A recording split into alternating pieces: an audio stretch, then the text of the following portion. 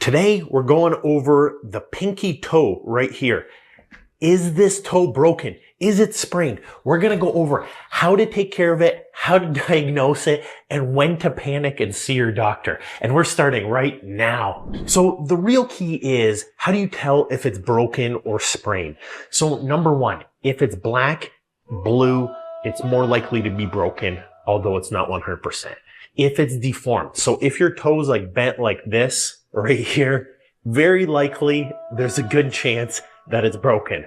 Number two, if it's open, that's an emergency. You have to see your podiatrist at that point. If, as you can see right here, there's a lot of nerves on top of your foot. If you're having severe numbness, burning, tingling, spasms at night, if they onset rapidly, that might mean you might have some type of nerve injury. You probably want to see your doctor. It might be a blood flow injury at the same time. Sometimes it's a blood clot, not a broken toe for some people, although in young, healthy people, that's very unlikely. So if you break your fifth toe right here, it's going to be black and bruised and swollen. The only 100% way to know for sure if it's broken or sprained is to get an x-ray, but generally a deformity, a black blue swelling, a really aching throb that doesn't get better after a day or two means that it is broken. That sharp shooting tingling pain is due to these nerves right here. So you can see that there's nerves running across here. That's going to create that shooting and zapping. So as that toe is swollen, that's what causes those pain and symptoms. So you can see there's a lot of tendons. Here's the actual joint right here. And then you have your actual toe right here. So the problem is you want to stop it from rubbing and bumping against your foot. And you also want to stop it from bending like this. So you can see that's what's going to cause you your pain, is when that toe's bending like this.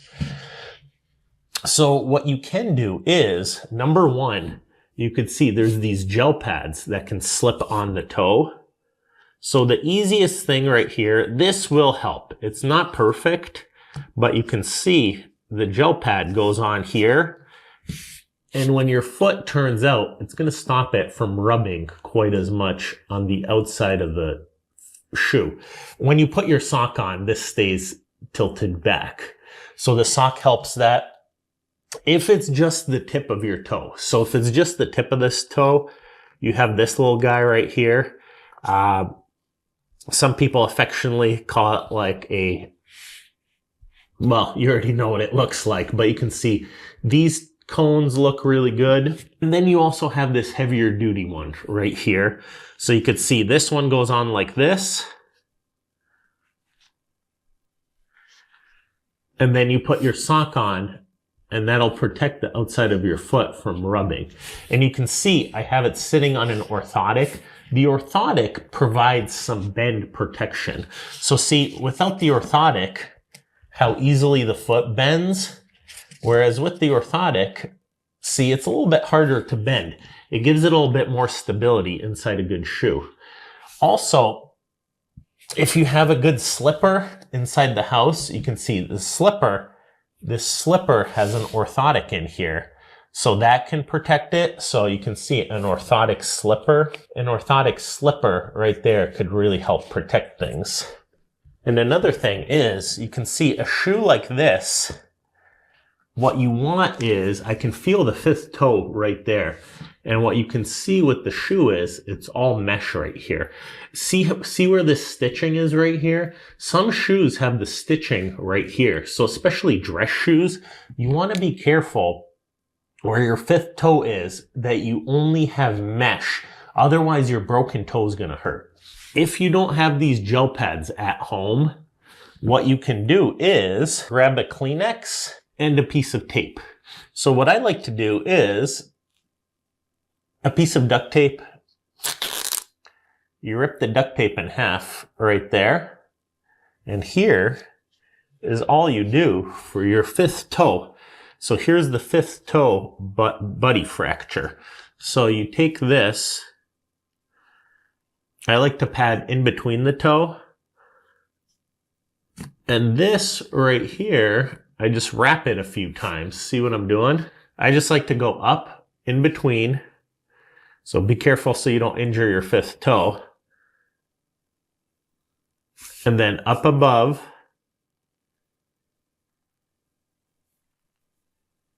and then up around like that. So you can see it's nice and padded. And then you take your tape right there.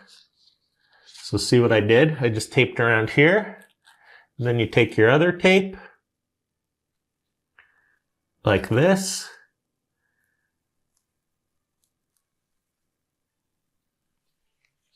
And right now, you have yourself a toe cast right there.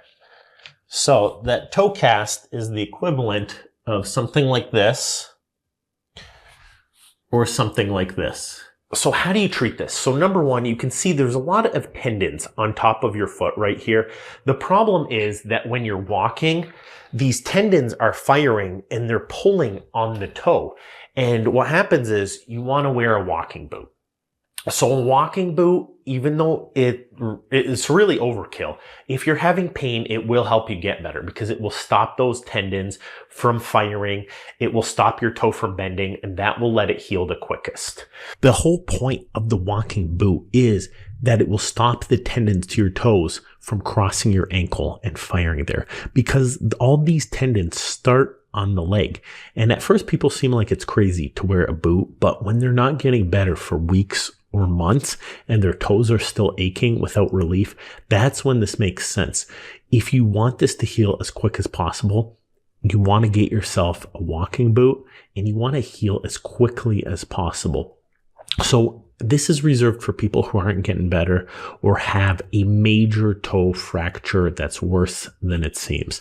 So there's a lot of evidence behind stopping the tendons crossing your ankle, and that's the point of the walking boot. Surgical shoe's good, but if you're doing a surgical shoe, you might as well just get a great shoe like this with a stiff insert. Fifth toe right here, you can see there's a mesh where the fifth toe is. So there's some links, but that's called a carbon fiber insert. They're like $50. It's an alternative if you can't wear a walking boot, but otherwise a walking boot will help you heal the quickest. If that's not working, you got to see your podiatrist. You have to get an x-ray. There's no substitute for getting an x-ray, imaging, and making sure none of those critically wrong things are going on.